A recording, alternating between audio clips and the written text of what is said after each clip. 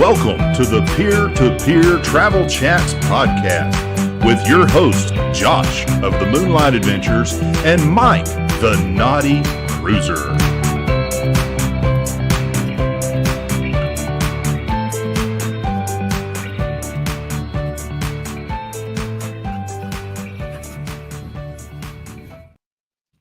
What is going on, y'all? Josh in the house. Also, let's go this way. My sister from another mister that also has a beard. We have Mike Gormley, the Naughty Cruiser. And down here, we have the man. We blew him up. And you know what? Josh ate it up over to Adventures Ahead. We're like, hey, this dude's an expert in this, and this. And I expected that. So that's kind of why I put it out there. But you know what? Compared to what I do, you are an expert. So I feel like you're a subject matter expert on the things I put in there. That's how I feel. And you know what? I own it, just like I'll own anything that we say or do in this podcast chat. Let's go. What's going on, everybody? You call this the Mike and Mike show, like Mike and Ike, but we're as fluffy, but we're not as chewy as Mike and Ike's are. But what's going on? How y'all doing tonight? Man, I am finer than frog hair, split 4 ways. What about you, Robbie?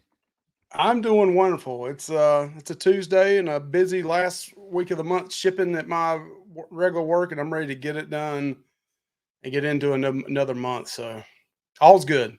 Yeah, good, always. Good. And for those of you who are just joining us and y'all don't know, we really don't interact with the chat. We let the moderators do that. So if y'all don't see us responding in the chat, don't get mad. This is getting turned into a podcast. So our goal is to focus on that. And for the first time since we started this, we're streaming on both channels right now. So exactly. Hey, double chat. We are docking, friend. We're docking. So are we gonna just go right into it, or are we just gonna like be around the bush? Let's talk about this, or what? I mean, you want to talk about the shirt first? Do we want to go there, or do we want to talk to Lovey first? I mean, let's talk to Lovey first. Let's talk to Lovey. Whatever you want to talk about, we can go. Let's just let this. I'm just marinate in all of that shirt. Just look at the glow. Yeah. Oh. Man, that shirt. So I'll jump in here and start, but just one. So if you watched our live last night, you're well aware that the filter is gone from the Moonlight Adventures. We're not going to come in here with some hardcore foul language, but damn it, there's some things I'm tired of, and I'm going to be me from now on. This is me. If you don't like it, go somewhere else. If you do like it, stay here. And that's how I'm going to do it from now on, because I don't know any other way to be. If you sell with me and Chastity, you know how we get down, and you know what? I'm going to get down that way on the channel. And I'm not going to pull any punches anymore. I feel like we've always been a pretty genuine channel, but I'm ready to become more genuine. So we're either going to go down in a ball of flames, or we're going to sail off like a rocket ship. So we'll see what happens. Either way, I really don't care. It's all fun and games, right? So there's bigger things going on in this world than YouTube every day. And, absolutely. You know what? And there's enough YouTube for everyone. But if you have to buy bananas to keep your YouTube channel afloat, shame on you. We'll get into that in a little bit, though. So, Mike from Lovey's Fat Life. What does FAT stand for? Food, alcohol, and travel. No, it doesn't. I've been told that about 100 times now. FAT stands for food, alcohol, and travel. No, it does not stand for that, although I like all three of them. Food and travel. I know it's probably American English-wise, it's probably not the way I should have said it. And in the logo, it's F.A.T. That's not the way it probably should be, but YouTube would not let you put the periods in between, so I had to put the fat all together. That's why on our channel it says Lovey's Fat Life and it's all together. But we're just a travel family. We've done a lot of cruising the last couple of years. Not as many as that Mike, but that's something our family really enjoys to do. So we try to document it along the way. But our channel has evolved from, I think I was talking to you guys about it earlier today, like in 2006 is when we first started. And some people were like, what? They only got so many thousand subscribers and since, the last 17 years, but it started out weightlifting and powerlifting. I used to do competitive powerlifting and competed up and down the East Coast. And then it went into food and barbecue. And then we split the channel off and went ahead and named it Lovey's Fat Life. And doing a lot of Smoky Mountains and traveling. And then, you know, we had a 2-year shutdown on cruising. So we did a lot of Smoky Mountain type stuff. But now we're back to cruising wide open. And I think we're going to, you know, go into some just like 1-day trips in the Carolinas as well. So we're going to look at doing more of that in the future, but just documenting our travels, trying to show something for our son. You know, we adopted our son. We couldn't have kids of our own, and we're older. We were 40 when we adopted him. So we said, you know what, we're getting older. We need to document this stuff. And, you know, when we're dead and gone, he'll have something out there. That's awesome. You know, and I knew some of that because you've confided in with me. And then when we had you on the channel, I talked about, I really, so, all right, let's try not to get misty eyed here, but, all right, here's the whole shebang for me and Mike Lovelace. You look a lot like my dad. All right. And my dad. No wonder you're so good looking. That's right. Well, don't just wait now. So, you know, Anthony's good looking because you adopted him. No, I'm kidding. But so what I'm about to say though is my dad chose to be my dad. The man that I know as my dad chose to be my dad. The man who donated to make me a person was not my dad and will never be my dad. And my father's passed and gone now, and I didn't appreciate how much he meant to me and how much he shaped my life. And I can see what you and Michelle are doing as parents for Anthony. Yeah. And it's beyond measure. And as a human being who is now 41 years old and lived the life that Anthony lived. Now we didn't have much, but you know, damn it, I didn't know any different because mom and daddy made sure I had everything that I needed. And, you know, that man, I owe more to him, and I never got a chance really to tell him how much I appreciated it. But I know he's looking down and, you know, probably when I die, he'll have to look way down to see me. But anyway, yeah. So, you know, I just not to get too sappy, but you know, that's a little bit about me that not everybody knows. And I appreciate what you're doing. And I know that, you know, there's going to come days when Anthony's going to rebel because that's a normal part of a young man's life. We all did that. But I can tell you that when he looks back and, you know, he's matured a little bit, and not that he doesn't appreciate you now, but I just remember when I was standing over my dad's casket speaking at his funeral, it just, not that I didn't know it, but it just all come crashing down. You know, it's like what this man did for me. And he never wanted me to know that I wasn't his birth son, which is just amazing. So, wow. Yeah. Anyway, so I greatly appreciate you. And again, I've never confided in you that you really look a lot like my father. And so when I see you, I get a little you know, misty eyed, I guess. And so anyway, enough of that. That's good stuff. But yeah, that's a great blessing you're providing to your child. And I know you're raising him. The blessing's all ours. I mean, we started out, you know, fostering. I know this, you know, probably not what the show's about here, but we started out, we wanted to adopt, and we looked at Guatemala, we looked at China, and then we just said, you know what, there's a lot of kids here in the US that need parents. Foster care system gets a bad rap. A lot of times you hear all this stuff about people doing it for money and all that. And then we investigated a little bit more, and we went through the classes, like a 12-week class. You know, it's something you just don't go and sign up and get a kid the next day. And there's some heartaches to it. You know, we were able to get Anthony and his brother, he was 3 years old, and then Anthony was 15 months old when we got him. And we ended up, they told us, don't get touched to Anthony.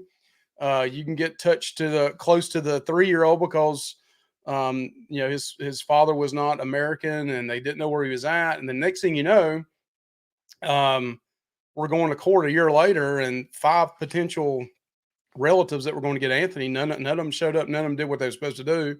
They took the 3-year-old and gave him to his father, which was like cutting off an arm.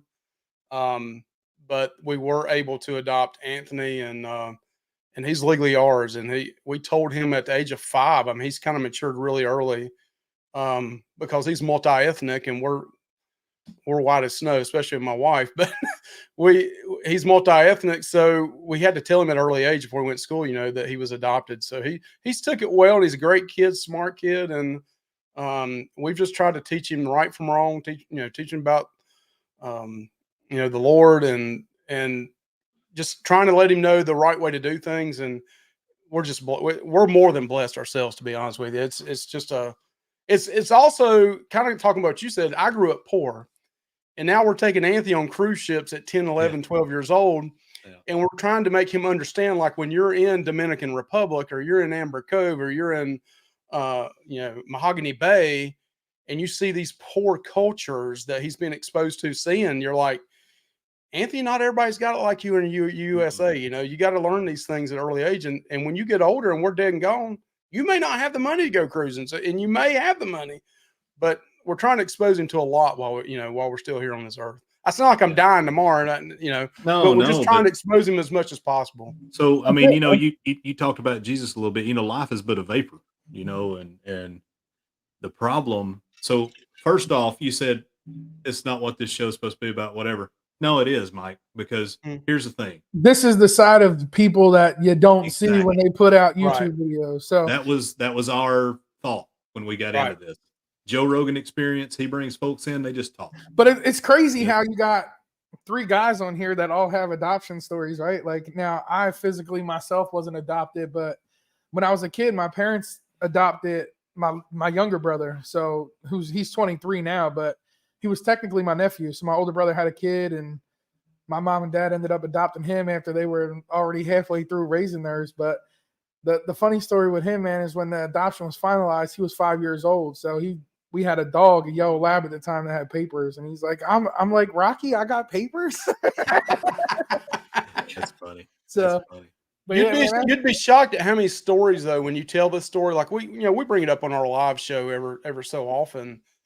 But there's been a lot of people behind the scenes in the cruising community that have reached out and said, similar story to you, Josh. I was adopted as a kid, and I didn't think my parents loved me, but I had the greatest parents ever, and they wasn't my biological parents, but that I was their child, and they did great. You'd be shocked at how many people come forth and tell that story.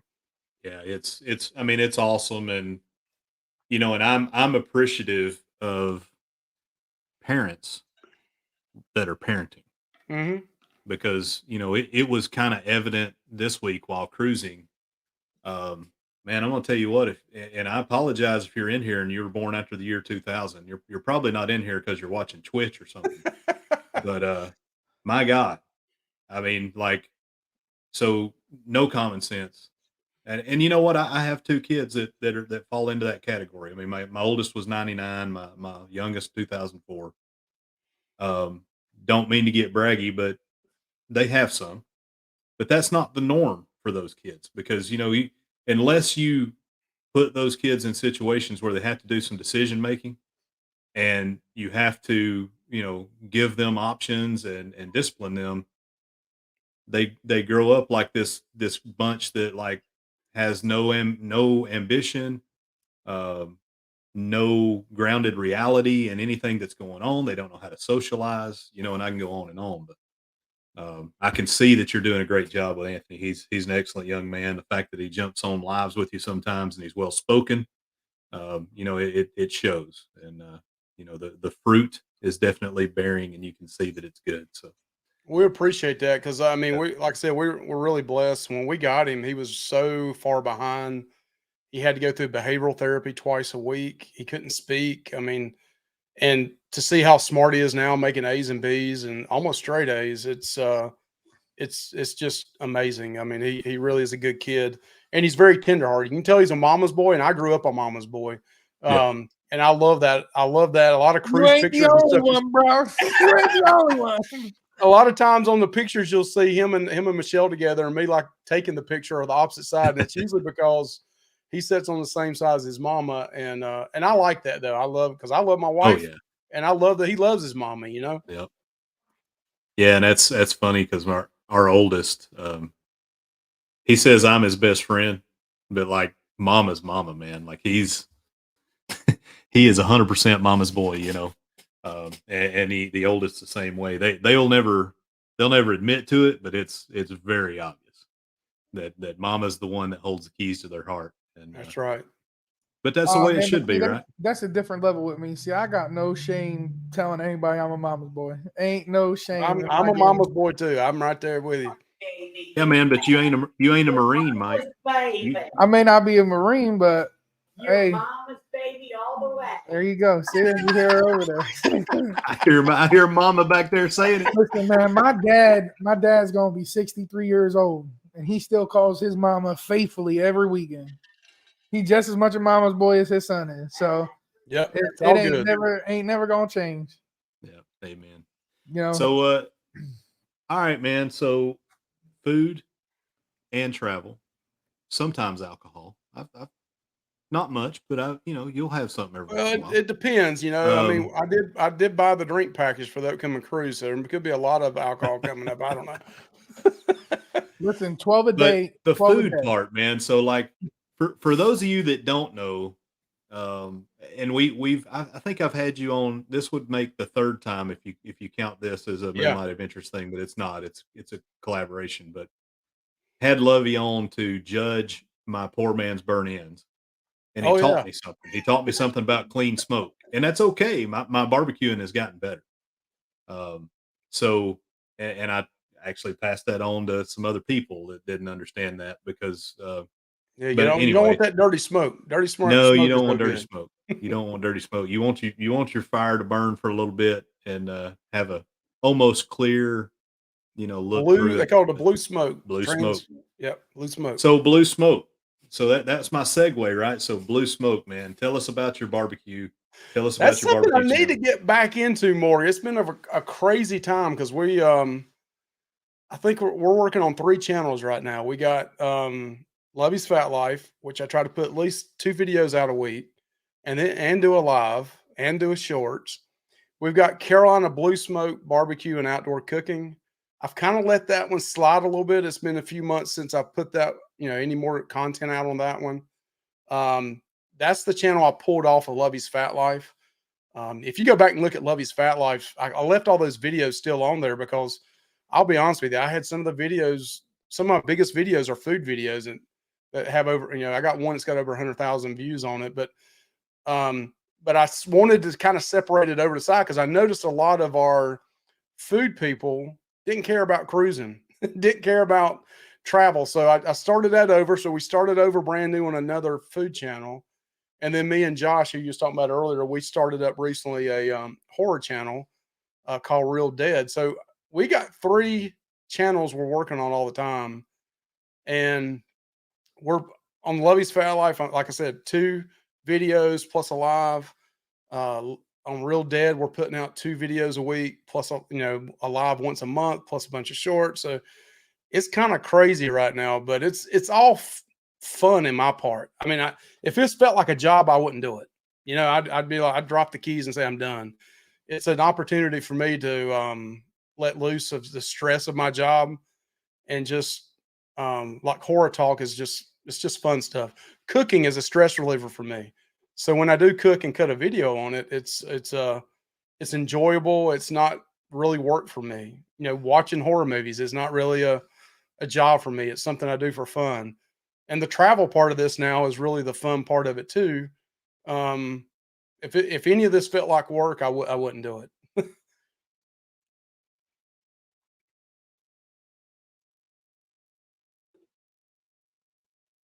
Oh, you're muted, Josh. Yeah. Blah, blah, blah, blah, blah. Now I'm looking like those that vlog all night from the bed. All right. So anyway, segue into something else. but man, I tell you what. So I'm a barbecue junkie, and Big Mike over there, obviously he's put away some barbecue in his time. Boy, let me tell you what. I got the Traeger sitting out on the back patio. There you go. Son. There you go. So my favorite cut of meat right now to smoke is a pork belly. What you guys burning? What y'all like to burn? If I had to, like, if you said to me, "What are you throwing on the smoker right now?" I'd probably say some ribs, man. I throw down some ribs.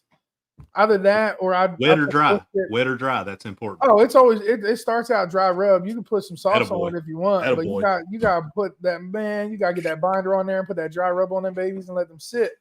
Then you put them on a smoker. But if I had the time, boy, I'd throw a whole pack of brisket up on that bad boy. Cut off the ends, make some burn ends, boy. What, man? That's So what you call that, Josh? Fat kid candy. Put a wrapper on it, Fat stick it in kid your candy. pocket. That's right. Trailer That's park. right. That's trailer park happy right there now. You know what's great about burn ends? You get a you can make them with brisket, or you go and do like I do, and you get the biggest pork belly you can find. And especially when it's just me and Chastity, we can eat on that thing all week. And I'll go in there, I'll open up the refrigerator, pop it open, and eat them cold. I mean, it's just goodness gracious. And this last time we made it, I cut them into small little chunks instead of the big ones. And I didn't put any barbecue sauce on them. I smoked them, cut them into small chunks. We had tacos the first night. Then we came back the next night and we kind of candied them up a little bit and had regular barbecue. But when we did that and made the burn ends like a Mexican style burn in and made it was, man, them pork belly tacos now. Man, that pork belly sound like it needs a little bit of cowboy candy right on top, make it that perfect little bite. Oh, bad, man. I'll tell you, put a little habanero. Woo. You ever had cowboy candy? I don't know what cowboy. Learn us up here. Cowboy candy is like homemade pickled jalapenos with like this honey sugar sauce. Okay. Yeah. So you cut up fresh jalapenos. You get this sauce made up. You let the sauce get hot, and then you pack the jar with the jalapenos. Yep. And then you fill it with this sauce and you let it sit. And the jalapenos stay nice and crunchy, but it gets like this sweet heat flavor to it. Yeah. Boy, you put some of that on top of them burn-in pork belly, man. That'll make your tongue lick your brain, son. That's and you gotta have some pickled red onions too. Yeah. So Lovey, what's your go-to meat, man? Man, it depends on time. If it's short and sweet, it's ribs. If I got all night long, it's either pulled pork or brisket. In all honesty, my favorite is a good brisket. I mean, I can fix the problem with stop it. The problem with briskets is it's so expensive, and I trim down the fat side down pretty low to about 1/8 of an inch, and I've weighed it before. And you buy a 16-pound brisket, you may cut off 5 pounds of fat. Yep. Man, at $6, $7, $8 a pop, you're throwing $40 away. Next thing you know, you paid $100. You paid $120 for a brisket. For you're throwing $40. Oh, if you want to throw it away, now don't get me wrong, you can melt it down, put it in a pot, let it cook all night long. Make some tallow. And make some tallow out of it. And I'm a big fan of Wagyu tallow. I put that on my briskets on the outside. And then I use some SPG. I really like Killer Hogs SPG, or I'll make my own, which I use a 2-1-1 ratio, 2 parts pepper, 1 part garlic powder, and 1 kosher salt. But for the money, I like Killer Hogs as SPG to use on brisket. It's actually called TX brisket, I think, or TX rub. Man, I use this stuff called Brisket Magic. Ooh, boy. Yeah, I like a nice peppery crust on my brisket, which I'd love to get down to. I've not been to, believe it or not, and Texas is one of the places. Salt Lick. I want to get to Salt Lick. I want to go down and go to Dallas and Houston and hit some of those places. And Franklin. One of our friends we've met in the cruising community, TX Pepito, he talks about Texas all the time and beef, and I'd like to get down there and it's a different animal, man. I mean, so I think you and I have similar barbecue tastes because we grew up in Appalachia. So Georgia, Coca-Cola based brown sugar, a lot of times wet barbecue, but wet and dry, a lot of pork products. Same kind of thing in North Carolina, right? But your barbecue sauce is a little more vinegar based, which I've grown to enjoy. But yeah, I think our tastes are very similar. You go down to Texas now, and you got a little bit of all that beef. Tex-Mex going on with it too. Whoo! So my buddy, he came back and brought me the Salt Lick gift box straight from Yeah. the Salt Lick. So I had the rub in it, the barbecue. Oh my gosh! And have you ever heard of Blues Hog? Yeah. Blues Hog. Yeah. Oh, that Blues Hog blueberry chipotle. Come on now. Yeah. Whew. I tell you another good if you like wet sauce, so you talking about ribs and wanting them dry, but if you like wet, I'm telling you, rib candy is one of my favorites. Rib candy, and they Yes, got the yes. apple, and they The got the apple apple you brown can get sugar, on but they got delivered to the your house in 24 hours. they got the Lord, man. they got the habanero, which is real good. I think it's called peach habanero or a mango habanero. Peach hot. Oh, Mango either one. It don't habanero, I think matter. is the name of it. Golly dog. And that is some really good stuff to put on ribs. It's also extremely good on burnt ends and pork 50 belly burnt hours ends. without food, guys. 50 hours without food. So why are we Yeah. talking about So food? while we're talking about barbecue, right? For this whole hour and a half, right? So 50 This- hours without food. this is the brisket season I use, if you can see it. It's called Two Gringos Chupacabra Chupacabra. Brisket Magic. And then I use their Ribunctious for the ribs, and I use it for my boneless, skinless chicken breast too. Bro, listen. You ever Wait a smoked minute. boneless, skinless chicken breast? Wait a minute. Don't normally do this, but I got to do this for Lovey because I always want to see Lovey's face. Look what Shane Nordren just said. Nobody? Not a damn soul, Shane. Nobody? Not a damn soul is going to enjoy that barbecue.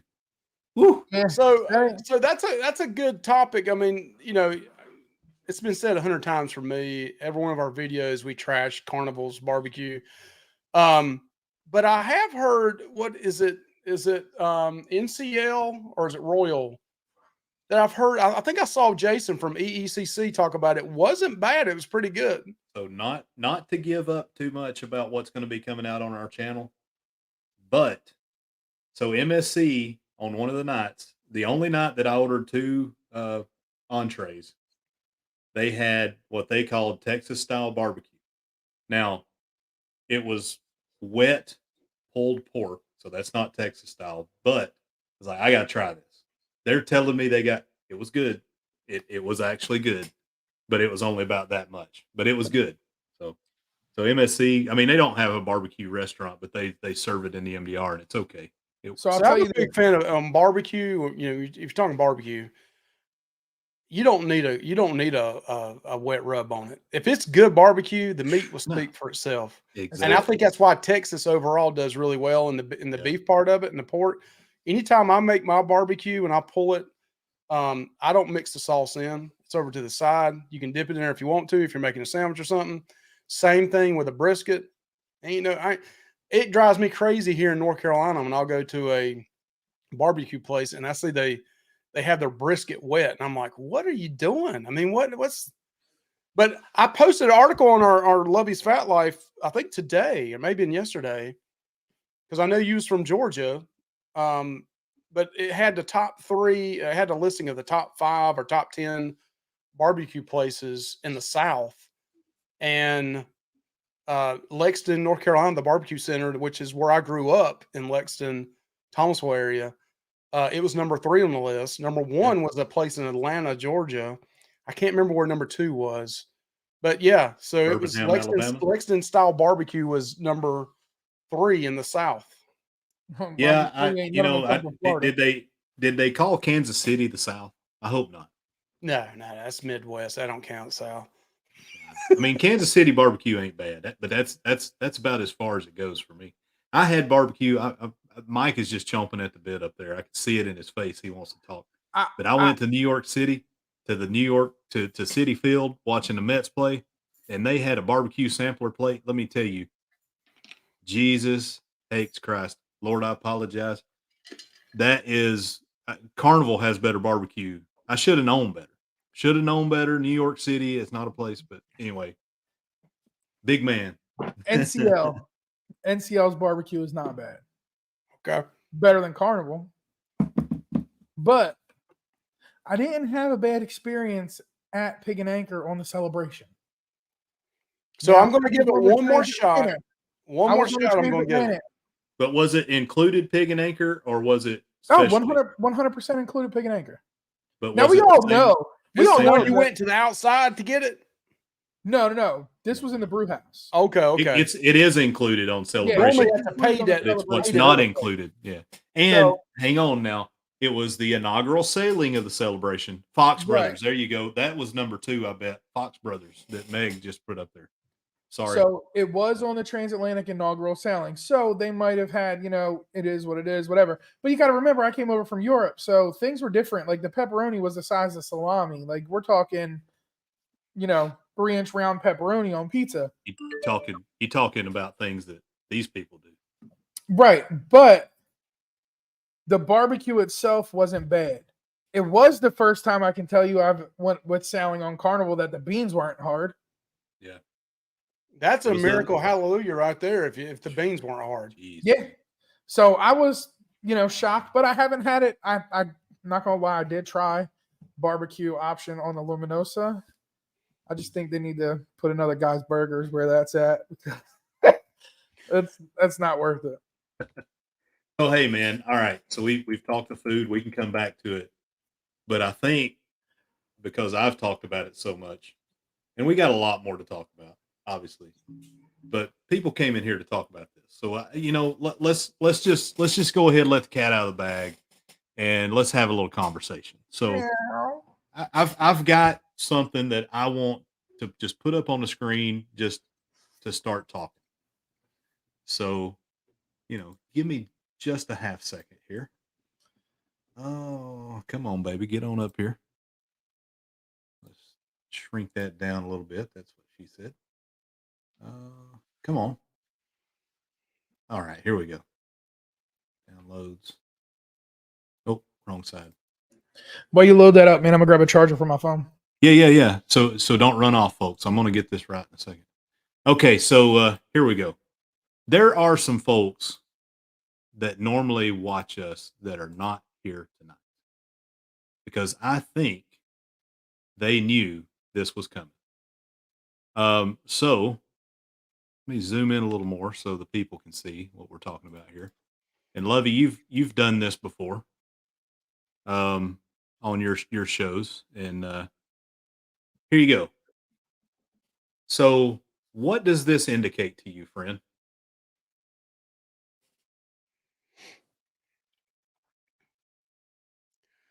It looks awful suspicious to me, to be honest with you. Number one, taking away subscribers usually is either the person deleted a video or YouTube realizes something's off and YouTube will delete videos. The one that really blows my mind is it's averaging this is a channel with 1,700 subscribers, it looks like. I don't know. Yeah, the 926. And it looks like they're averaging 200 a week. That's just... Yeah, I mean, it looks very, very, very suspicious. You go from 66 views to 2,300 in one day. I mean, it's bananas. Yeah. It doesn't look legit. I mean, what you're not seeing here is in one day or in for this month, their monthly average 837 subscribers. Even some of the biggest channels out there don't average that. No, I mean, we're friends with Coach Cruz, and he averages about 150 a month. We hit 122 this month, and we were over the moon with that because and obviously he's not a huge channel, but he's 5,500 subscribers. He's growing really fast, and I've watched what he does, and and I'm not saying this to blow smoke.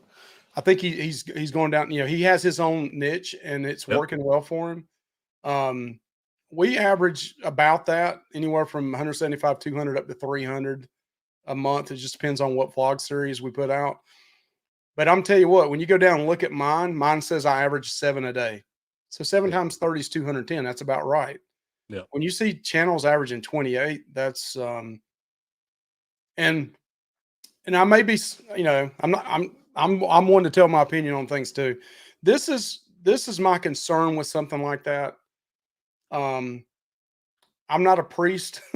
I'm not a pastor. I'm not to me, if people are buying subs, morale wise, I have a problem with it. But the thing that bothers me more than anything is the new channels that are trying to start and do things right. And then they see this, they're thinking, or they get told to do this. It just is not the right way. It's cheating. You know what I mean? It's Well, and that's don't just try my to. personal opinion. And I'm going to be honest with you. I announced this, I think, a week or two ago on our show. Anybody that comes on our show in the future, I'm going to Social Blade. I think that's probably where you pulled this from. And if things don't look right, I'm not inviting you on. I mean, I work too hard. And I said I'm doing this as a creative thing and outlet, but I know how much time goes into my videos. I know how much time goes into things, and I'm not going to let somebody come on our show that I think's buying things. It's not even just time that goes into it, right? Like YouTube is a creator space, right? Like this is where you have your creative outlet. You pay a ton of money to go on these cruises. You pay a ton of money for editing equipment, a ton of money for filming equipment, and then you put a lot of time and dedication into something that you're making nothing on. You're getting literally nothing to upload until you get 4,000 watch hours, 1,000 subscribers, and then you start making pennies and pennies and pennies until eventually you get bigger, right? And then the ultimate goal is to be able to pay for a couple of cruises a year, whatever it may be. But when you have these channels that are like here on the screen, 60,000 views, but at 2,300 subs, like your view should be 10 times higher than that. There's no way that you're only averaging 100 and some views, 18 views, 75. It's just not. It's the math is not there. Exactly. And for There's people no way possible. Looking at this one right here, because this is a different one. I just noticed that. Duh. There's no way you're going to get 110 subscribers in one day and only have 161 views. It's not possible. Right. The math don't add up. There's no way that can happen. There's no. And if you look, if you huddle around the screen, you'll see some of these folks that before the live starts, they'll have 100 likes. The live starts and they'll have 10 people in the chat. It's insane. Huddle around that and take a look. So yeah, but yeah, this one chaps my rear end. This one right here. Well, here's the reason. I'll give you a good example, and this is not flexing. This is not saying anything bad. Early on our channel, when I say early on, probably a couple of years ago, 2 or 3 years ago, we had at the time Tony and Jenny was not enormous. I don't even think they'd hit 100,000 at the time. They were probably 50 to 75,000 subscribers. They came on our live show one night, and we had a bump that night. It wasn't 110 subscribers in one night. I can tell you that right now. And at the time, they were growing really quick. So everybody's going to get a rub if you have a big channel that helps you out and, maybe calls your name out or your channel, or they have a live and they shout you out. That's what we call, some of us call it a rub. And there's nothing wrong with getting a rub, but there's, in my opinion, something wrong with buying subscribers. It makes the channels that are trying to do it the right way feel insignificant and feel like they're maybe not doing something right, when in reality they are doing it right.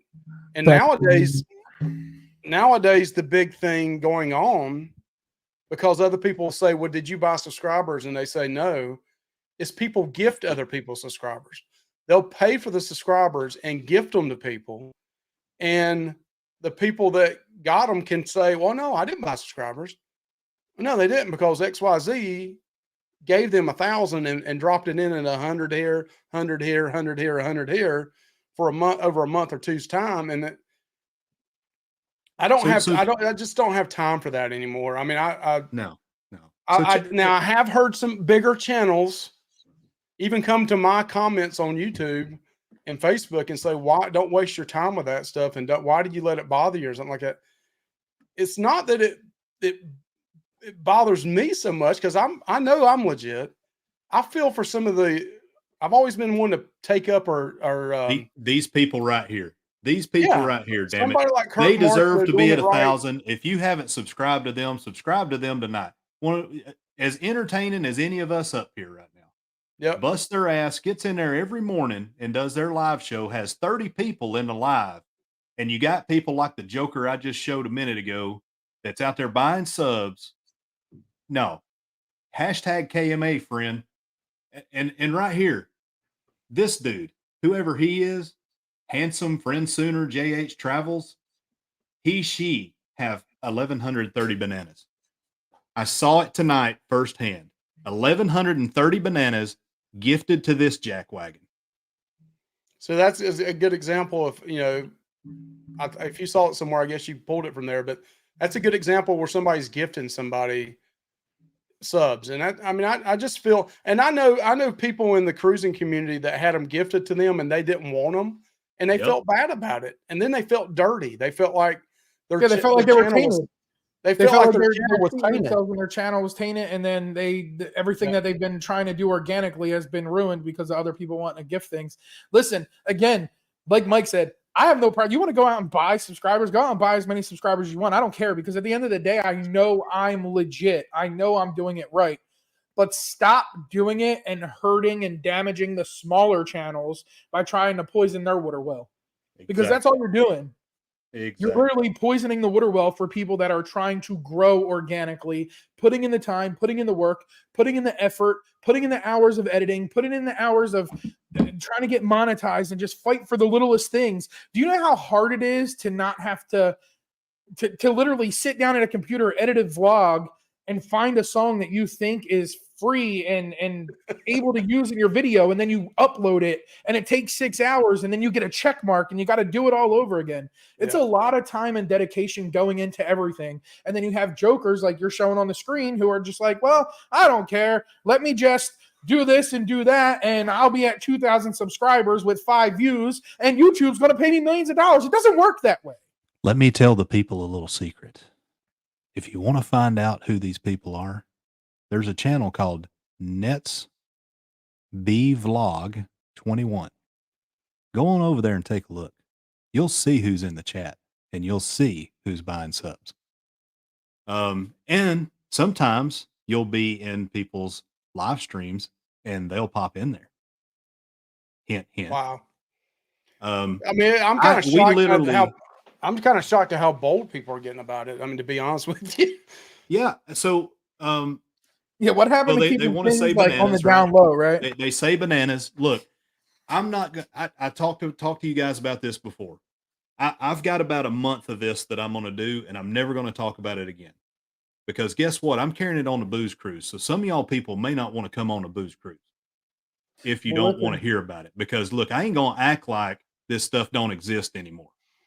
And it ticks me the heck off that there's people out there that deserve the subs because they work for it. And you look at the views, and the views are well above what their subscriber count is. I mean, like, you looked at that last Joker that had 60,000 views and 2,300 subscribers. He is on a pace, if he continues to buy bananas, to pass Greg and Felicia. And he monetized around the same time, he or she monetized around the same time that both Mike and I did. I don't care that the man passed me if his content's there and his views are there.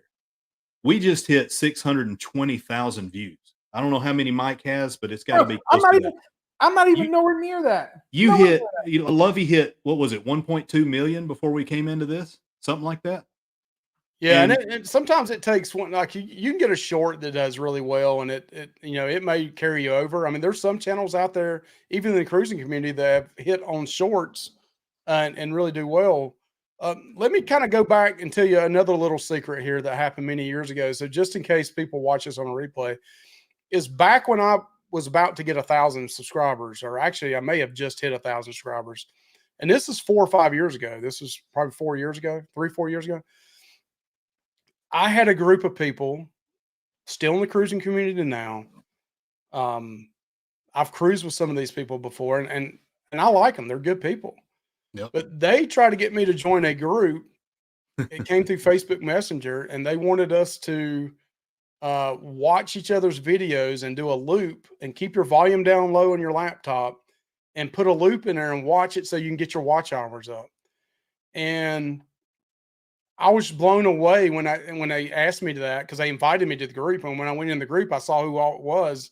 And some of these people I really respected. And I was like, I can't believe that. And I told them, I said, nah, I don't need that, because at the time I already had one video that was doing really well. And I knew I was already over on the watch hours. I was like, I don't need to do this. And I just left it. But ever since then, it's kind of always been in the back of my mind. You know, are people legit or not? And I'm going to throw this out. I'm going to throw this out there as well. How long has this been going on? I mean, this could have started. You look at some of these channels now that have 60, 70, 100,000 subscribers, and some of their views aren't that good either. I mean, maybe they were on the early end of this. If they know who they are, they know who they are. You talking about Pal? Huh? Anyway, Pal Panera was probably one of those. I mean, it's just either way. I don't know. Listen, if we go back to what we were saying about the views and the subscriber count and how it's not there, like you're talking about the subscriber count, right? The last one you showed, 2,300 subscribers, 60,000 views. You look at Kurt and Marsha with See Me Traveling, you're talking 918 subscriber, well over 200,000 views at 918 subscribers. Okay. So the math isn't mathing. It's not matching up. It's not going to match up, and it's never going to match up because this is the way they're doing it, right? So if you're in the space, do it organically, because I'm telling you now, the sense of accomplishment you feel when you achieve that 4,000 watch hours or you get that 1,000 subscribers is well worth it, and it feels so much better than buying some subscribers. This is what right looks like, people. This is what right looks like right there. That's what it's supposed to look like. That is real natural growth right there. Yeah, and what you can see of that is the daily average and the 6 here, the 1 here, the 2. Like you look at my page and it's like 10, nothing, then 10. And you see where the average is like 7 a day. I mean, that's natural. And you take somebody like See Me Traveling, they do a daily show. So, I mean, you know, that's why you see something every day on there. Right. And then you see like that 2,371 view. That was a short. Yeah. So, you know, and that's another thing I do want to say. There are channels that do nothing but shorts, and I get that. And I have no problem. You can really make your subscriber count go way up really quick with shorts. And I'll be honest with you, I've done it. I put some shorts out when I was trying to hit that 5,000 mark, and I noticed my numbers went really far up. The thing you have to look at as a creator, though, is do your shorts relate to your long-term view? Exactly. And they're on YouTube Studio. You can look at your analytics, and it'll tell you what percentage watch your shorts only, and what percentage watch your long form, and then what percentage watch both of them. And luckily for our channel, the shorts and the longs comes up to about 85 to 90%. So about 10% we're watching shorts only, but you got some channels at 75, 80% shorts, and that's fine if that's what your channel is about. Yep. But the buying of subs and views now, people buy views and comments, Lovey. Yeah. Positive comments cost you more. Yeah. Remember that. We saw that also, right? The reason I try to bring awareness to it is because I have some good friends in the travel community. One channel I'll call out, for example, is KY Travelers. They're not at 1,000 yet either. They're close, but Brenda and Tom, when I first brought it up on one of our live shows, the very first one we did, they contacted me behind the scenes, and I saw it in the chat too. They were like, I never knew this happened. I never knew this existed. And there's people that's naive in a good way that they just don't know. They just take it when they see a channel that's got 20,000 subscribers that, hey, they're doing it the right way. When hell no, they're not. Listen, now I know all of us sitting here tonight have received emails, right? Like, oh, your SEO numbers aren't where they should be. I'm an SEO specialist. Let me do this for you. That's where it all starts. Yeah. Like, that's honestly where it all starts. So if you're responding to these emails or you're interacting, like, you're already there. This reminds me of powerlifting back in the day. When I was powerlifting, I got to a certain level. I lifted an AAU. And then, I knew I got to the point where I could go no further. And then I had buddies of mine that were saying, you know what, if you take this shot every so often, Mike, man, you end up telling what you do next. And you have to make a conscious decision. Are you going to stay drug-free and do it the right way? Or are you going to take it steroids testosterone and do it the wrong way. I chose to stop and just quit doing it altogether because I didn't want to go down that route. It's the same way. It's an ego thing. It's a pride thing. People want to get bigger and better, and they want to be relevant, and they feel like by doing this, it's going to make them relevant. And in reality, a lot of people nowadays know about it, and they're just kind of laughing at them, to be honest with you. So I'm going to say a couple more things here, and we'll get off this topic. But and let me know, Lovey, if we're pushing on time. We don't care about time on here. No, I'm good, man. We're good. So here's the thing, and Controversial Cruising just said it. It's fool's gold. It's fool's gold because it gives you a false sense that you're actually doing something. I think, and here's another thing. I think there are people in the cruise community that have cheerleaders, like a spouse or a family member that knows you can do this kind of thing, and they think they're helping. Because there are some people that you're like, hey man, bananas, and they're like, huh? But you can tell when you look at Social Blade. I also know that there was, like you had this experience. When we first got started and we were hanging around 200 subscribers, someone sent us an email and said, hey, we want to promote your channel. These are people that are in the cruise community. People know. People we consider friends still to this day. But I was like, sure, go ahead. 150 subs overnight.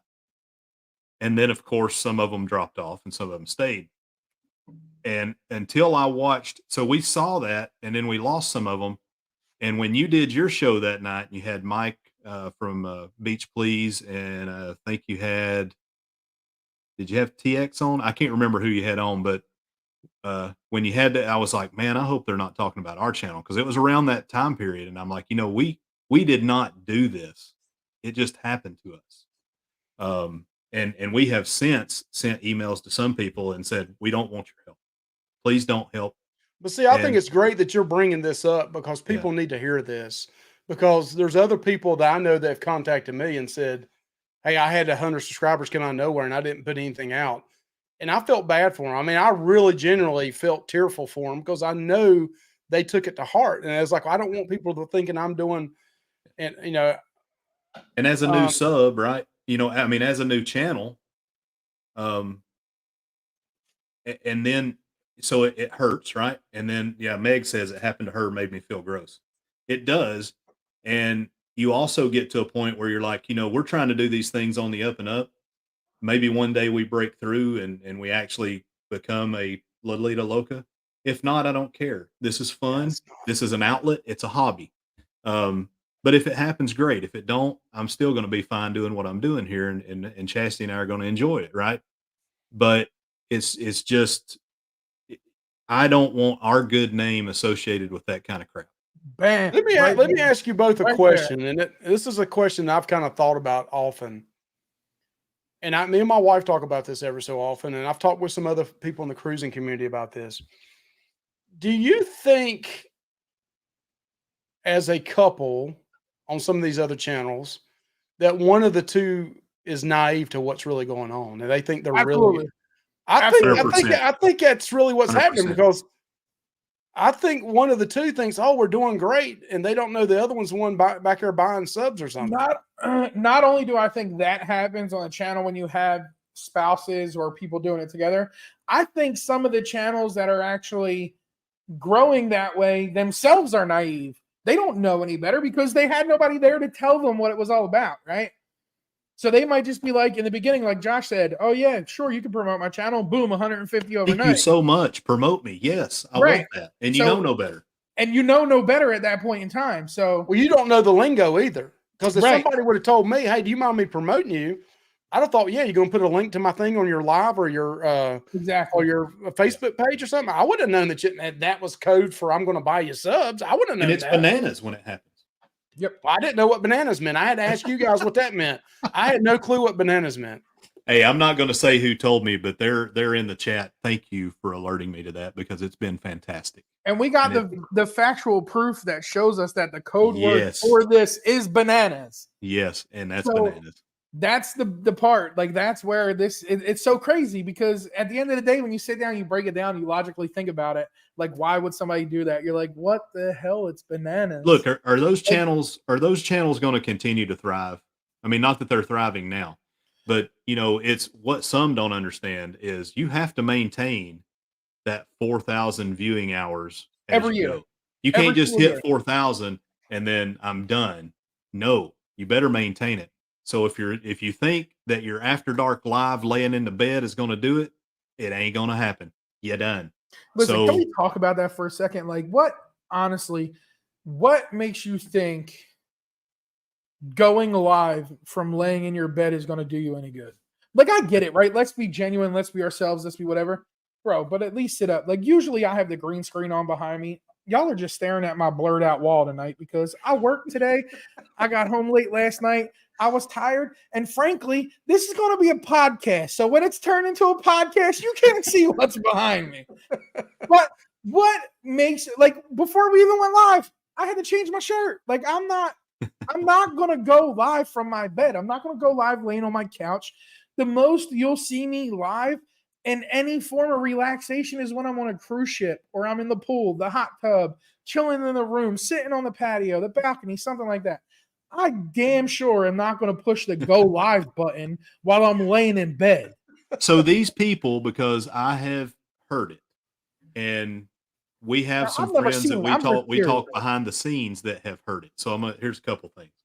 One, these folks believe that if they all go live together and there are 2 or 3 viewers that are in there, which it's all of them that are watching each other from their beds, that they're somehow getting their watch hours. And they'll go live for, I mean, we have never went live for 2 hours until last night. And we were just on a roll. I apologize to Have Luggage Will Travel that we stepped on y'all a little bit because we love y'all. And I know we share some followers. That's why we're moving to Tuesday. But I the love other y'all thing too, but I is, wasn't watching the 2-hour replay today, so I skipped hey to the man, end. you missed out, bro. But it's on. It's in the list to get. I went watched. to the last. I went to the last 10 minutes, and when Josh said something about Chastity going shirtless into bed, I was like, I got pissed. I can't believe he said that. But I had to stay the whole 10 minutes. I didn't think it was really going to happen, but I had to stay. Oh man, Chastity was like, I can't believe you I said bet so. she She's knocked like, the I hell out knew. of you in your arm at some point. We talked about what we were going to talk about before we got in there, but Chastity's like, I had no idea how far you were going to take it. And I'm like, well, are you good? And she's like, no, I loved it. That was the most fun we've ever had on live ever. Last 10 minutes, I get to that, and I'm like, oh, we're going to get the X-rated version of the Moonlight Adventures. And then he says bye and ends the show. I'm like, yo, what the? Bro, he just told us he was taking a What would shirt have off. been great right is now. if it went to a black screen and you still heard him talking like, can you help me take this off or something like that? Now you're giving me some ideas. Now we're giving him ideas for next week. All right, so I'll finish what I'm saying here, and we'll back out of this and talk about some more fun things. But one thing I've heard also, besides from them all going live together, now Honest Engine, right? So we're doing a live together thing here, but it's only fair to the big man in the upper right hand corner that he gets his views and he gets subs, and we get to feed off each other. But look, do we have 4 people viewing? No, we've got 30. And when we get done and we do the replay, 200 people are going to watch the replay. Go and look at some of those other folks. And that's not braggy, because guess what? Lolita Loca, he'll have 1,000 people view during the live and 20,000 will come back and view. So it's not a bragging thing. It's but just a reality thing with the is numbers, with right? The Lolita Loca, you know what the thing is there? It was done organically. You're exactly right, my So friend. he deserves that 1,000 people in that live. And why does he get it, Mike? Why does he get it? Because he ain't shows fake. up.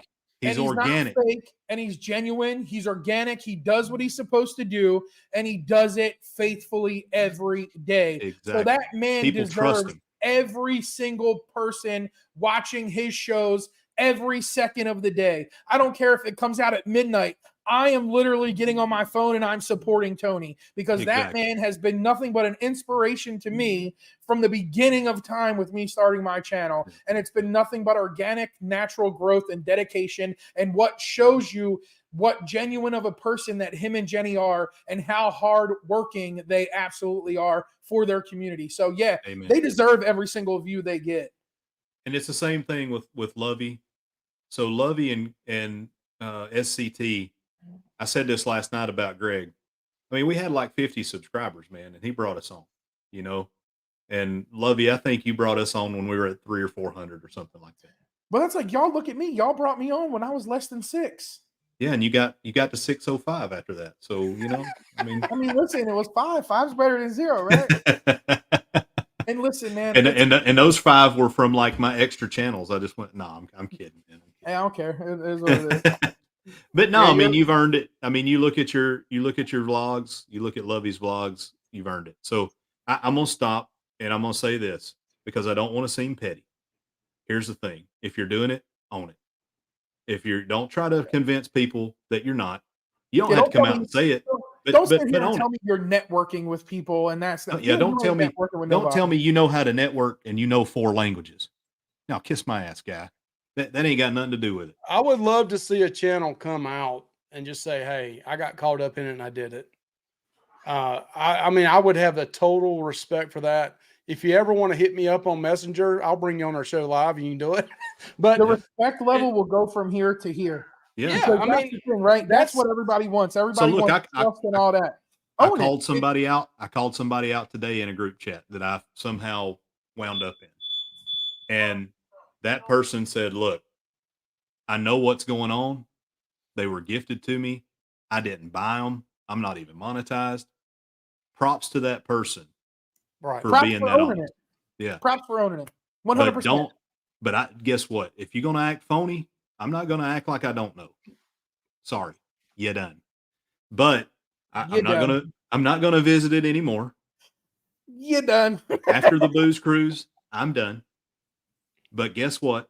We see you, we know, and we're done with you. And if you wonder why I'm sound cruel and I'm not inviting you onto our channel to do things, I don't want to associate with you, friend. That's enough. Okay. Damn, hold on. I need to say my final piece. Go ahead, Mike. Go ahead, Here's man. my thing, right? Go ahead.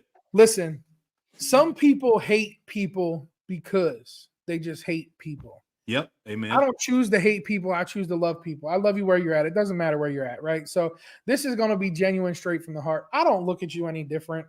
I don't consider you friend, foe, whatever it may be. But I'm telling you now, it's not right. It's just not right. Like the way you're going about it isn't right. I don't look at you any different as a human being. If I see you, I'll shake your hand. I'll have a conversation with you. It is what it is. But just know that the respect level from a creator standpoint, it's not there because of the way you're going about the thing. Let's also real quick, just let's kind of level set things. And when I say this, I'm not trying to put people down. The cruising or travel niche, especially cruising, is a very small niche. And when I say this again, I'm not saying this to hurt anybody's feelings or talk bad about anybody, but you can take a channel that's got 200,000 subscribers or even 400,000 subscribers that some of them in the cruising community have, or whatever, 225. They walk down the road, nobody's going to recognize them. Unless you're in that cruising community, you're not going to recognize them. You don't know who they are. You take somebody brand new channel coming out that's got 100 subscribers or 50 or 25, whatever. You're not going to know who they are. But this is the thing about it.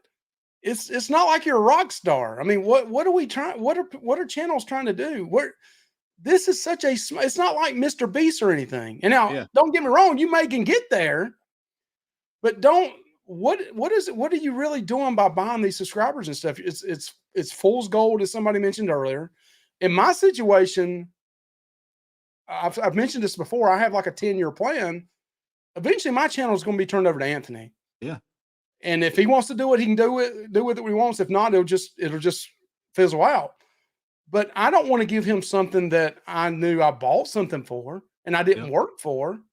I'm trying to lay the foundation for him that he can do, just like Sharon at Seas and Matthew with the whole tacos or pizza thing. Anthony, you can do the taco thing when you're a cute kid, you get a little older. If you want to run with it, do what you want to do. Do whatever you want to do. Tell people how you love blue iguana and you eat there every day. Yeah. But I'm not going to say, Anthony, I bought 3,000 subscribers to get you where you're at. I mean, I want him to know everything I did was real. Amen. But this blood, sweat, and tears went into every single thing. This is the sweat thing. equity. I don't care if you got 25 subscribers or you got 200,000 subscribers. I'm going to treat you the same. I'm not going to kiss your ass if you got 200 or 400,000 subscribers. I'm not going to kiss your ass if you got 25 subscribers.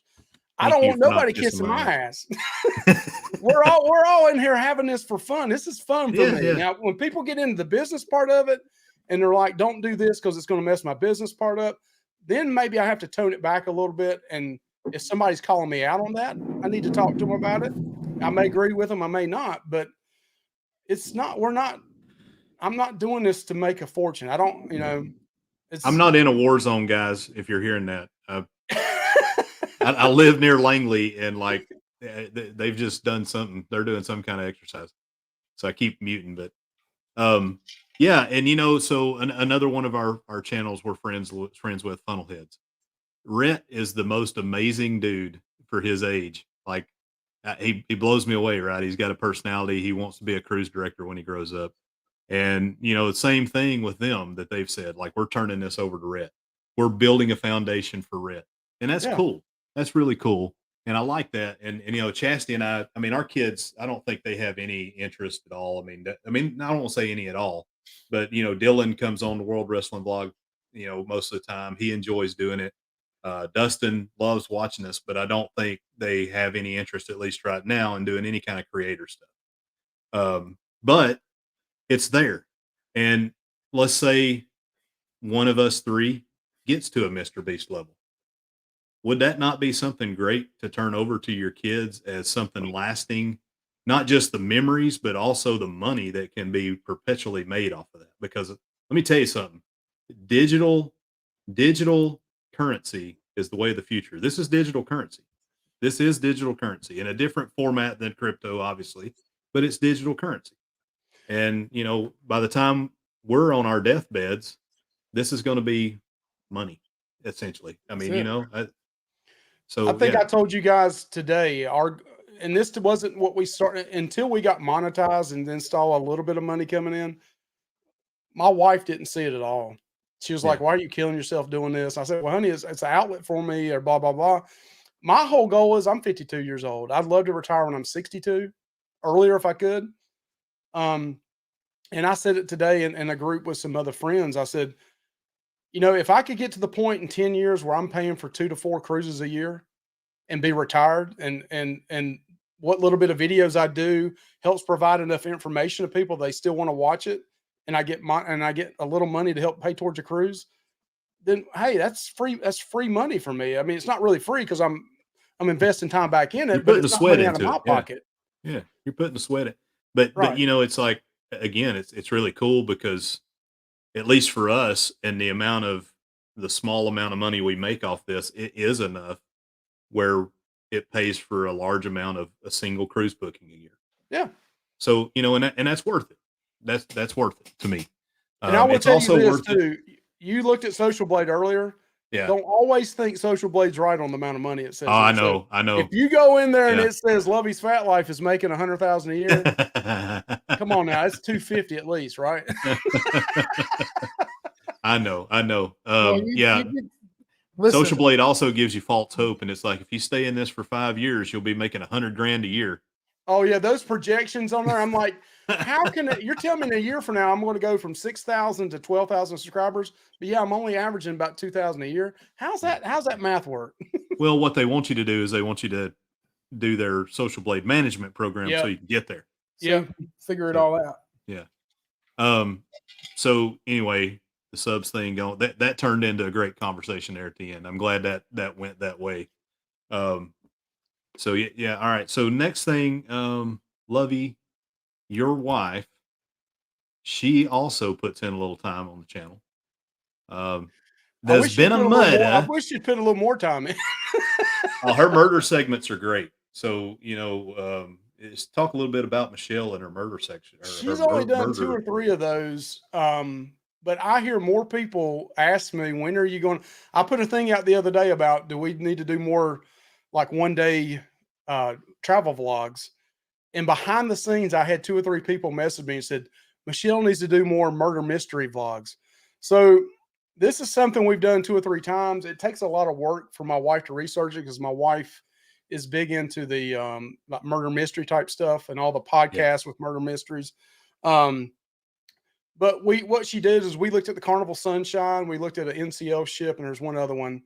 that we looked at, and she looked up mysteries that people had died on the ship, and Yeah. the cases had not been solved. They'd done pretty well, and in fact, I just got the other last week. She did one last year where a lady that was really big into the God, was it Tiffany? Maybe Tiffany. And I think she was from Israel. She died on a cruise ship, and it was a big murder mystery. And her fiance was, they was thinking he did it. And one of the crew members on that ship saw our video and put a comment on the video and said, Saw that. "Me I and saw two that. other crew members are the ones that found the purse and turned it in." That's awesome. So I That's need to go back and amazing. reply to him and say, "Hey, you want to come on our show? We'll talk about it more." But Yeah. Michelle puts a lot of, on the video she does, she probably puts 6 to 8 hours of research in on it because she wants to make sure it's real and true and it's factual. But she does do a good job doing that. Fantastic job. And how we found out about that was we were on a tender boat at Half Moon Key, and a person in front of us, a young person in their mid-20s, said, "Yeah, we research every cruise ship we're going on to see how many deaths have been on that ship." And I was like, "Man, that's awful morbid, but it's kind of cool." So then on our way back home, driving home from Charleston to Winston-Salem, which is about a 4.5-hour drive, I brought it up to my wife, and I was like, "What if we did like a murder mystery?" Because she loves murder mysteries. So I said, "What if we did a murder mystery thing on a cruise ship? You can research, find out some of these cases, and then you do like your own segment on it." And it's went well. It's just a time thing right now where she's, being a mother and school started back and all that and working full time. It's hard to get the time to do it, but I do hope she can eventually find time to do more of it. And that's another project behind the scenes I think I've told you about, Josh, was we wanted to do some live shows and kind of do a murder mystery, kind of like a Clue whodunit. And I've been working on a game that you can play on a live show where Josh murdered so-and-so with a guy's burger in the library or something, Yeah. and That'd have be some awesome. people on the Yeah. live show and play a game where you're trying to guess who done it. Yeah. But Who killed the I got- banana man? He killed someone Josh with a killed somebody banana. with a banana in the library. Josh Hey, shoved so the do you banana know the code word that they will announce over the intercom if someone dies on the ship? I don't, but my wife probably does. So we met Bruce Pobance, the hangman, on the MSC cruise this time, and Kurt and Marcia had told me about him. Said, "Hey, you got to meet this guy." We finally met him, and hopefully we're going to get an interview with him. He said he would, but it's going to be cool because he's the hangman. He was a wrestler in the 60s, 70s, 80s, all the way up to 2006. Wrestled Mid-South, NWA, some WWE. He was trained by Handsome Jimmy Valiant. Oh, Like, wow. dude has I stories. met him last December. He was Yeah. saying he was walking around. What's his saying, name again?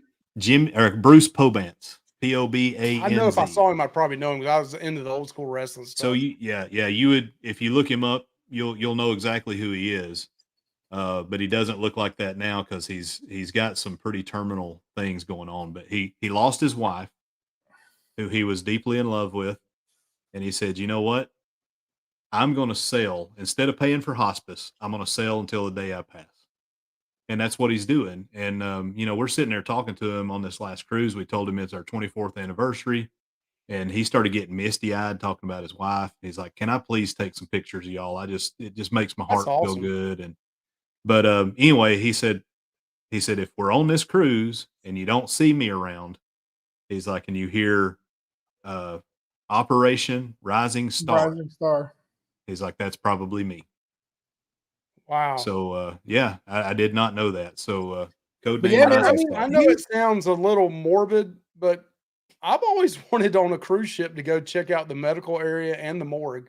Yeah. I know that sounds horrible.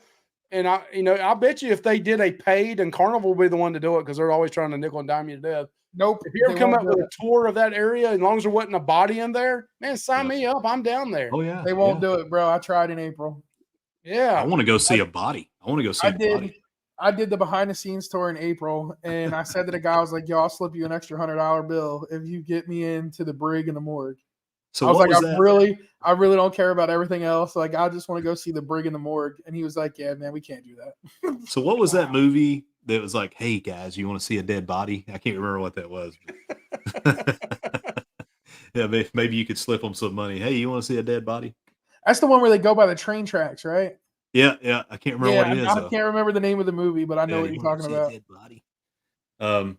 But hey, man, so I don't want to go too long. I know you got to get Anthony into bed. We all have day jobs. Oh, Anthony was already in bed at 9 o'clock, man. I'm good. I mean, whenever y'all guys want to end it, we can end it. But Stand by me. There you go. yeah. Yeah, I mean, I just if we're good, we'll go till we run out of steam. But I also don't want our folks cool. that are watching to run out of steam either. So you know what? I'll turn it over to you, Lovey, and if you want to give us any parting shots about what's coming up on your channel, about your feelings, whatever it is, man. Like this is your chance. And here's the other thing too.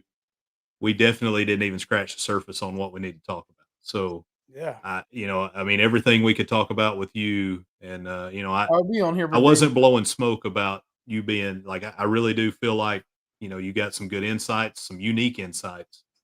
And, how do you feel about that, Mr. Gormley? I think we need to Oh yeah, definitely need to have Lovey back back on. Yeah. Definitely. Awesome. That'd be As awesome. long as he's willing to come back on. I mean, after this show, he might be like, I don't want to be associated with those guys. I might just eat some barbecue with you guys. Like I pull over here and just pull up a big, start eating it. Like There you go. big old There you dino go. rib. You know what? We could meet. in their beds, right? We can eat barbecue live, right? Let's go. We could meet at the Smithfield barbecue now. I mean, we could do that. I don't know how you feel about Smithfields up there in North Carolina. Smithfield's, Virginia. I do buy their meat. No, not Smithfield. Not Smithfield Meats. The barbecue joint, the barbecue and chicken joint. Smithfield. I never ate at those. Those are really. Yeah, they're more on the east, towards the eastern side of the coast here in North Carolina. I mean, I think there's, I've never. That's my guilty pleasure, man. That's one of my guilty pleasures. I heard it's not too bad. They have great fried chicken, and the barbecue is, it's good, not great, it's good, but yeah, I mean they have some really good, what they call Brunswick stew, but for a Georgia boy, it's not Brunswick stew. It's more like burgoo, but it's good. I enjoy it. North Carolina, we probably should have said this earlier. North Carolina is divided in Raleigh. Yeah. You got east of Raleigh is the vinegar, light ketchup, heavy vinegar in the meat. And they do whole hogs. Don't get me wrong. I love that part. I have a lot of family that lives on that side of the state. West of Raleigh is what you call Piedmont Triad, or further west is Western barbecue, which is more of Boston butts and shoulders and a little bit heavier ketchup taste to it with still a little vinegar. Yeah. But in North Carolina, you argue about four things usually. It's barbecue, the Bible, and basketball. And there was another B in there. I can't remember what it is, but I remember. There ain't no F in there because y'all ain't got no good football. Hey, y'all guys barely beat South Carolina, and we wore South Carolina out. Yeah, well, we'll see if North Carolina anything. Will North Carolina make it into the playoff. No, I don't think they will. They'll lose to Clemson at Clemson. Think so? Or y'all are still undefeated though. Yeah, that don't mean nothing. Man, come on now. Y'all can beat Clemson. I don't know. Clemson got a good quarterback. Y'all got a good quarterback, man. We do have a good quarterback. The defense is just not very good. And Mike has no idea what we're talking about because he's a Philly boy, and we all know that up north they ain't got no good football except for NFL. So, I don't know what you're talking about, bro. Yeah, I know you don't know anything about college football. I don't know what you're talking about. Listen, I gotta go with the Spartans, my man. USC? Michigan Spartans. Michigan Spartans. Okay, that's all right. I'll take that. I coached a kid from the Pee Wee level all the way up to high school and went to the Spartans. My city where I grew up was big, man. We had a lot of kids go to D1 schools out of my football. Well, where I went to high school at. I decided to stop playing football my freshman year, and I picked up a habit called smoking and hanging out with a bad crowd. So I kind of blew that shot, and that went out the window. And I settled for YouTube. Let's be honest. All right, guys. So hey, I really appreciate the time. Love you. No problem, man. Yeah, Mike. When's your next trip? What do you got coming up next? We got around the same time as you guys, the Booze Cruise. We're going on the non-group group cruise on the Celebration. which I heard Josh during your live last night. You're like, it's not a pretty ship. It's kind of ugly. So it's going to be interesting to see how that goes. Difference of opinions, bro. It's He was our on first an time on MSC an ship. XL class ship. We've not Inside, been on it may be ship. beautiful. On the outside, it looks like it's got herpes. Heard you say last night it looked like it made it with Legos or something, but Yeah, it looks like a kid came in there and was like, "This is what a cruise ship looks like." And and it's right up beside the seascape, which is immaculate. It looks like a Lamborghini on the water.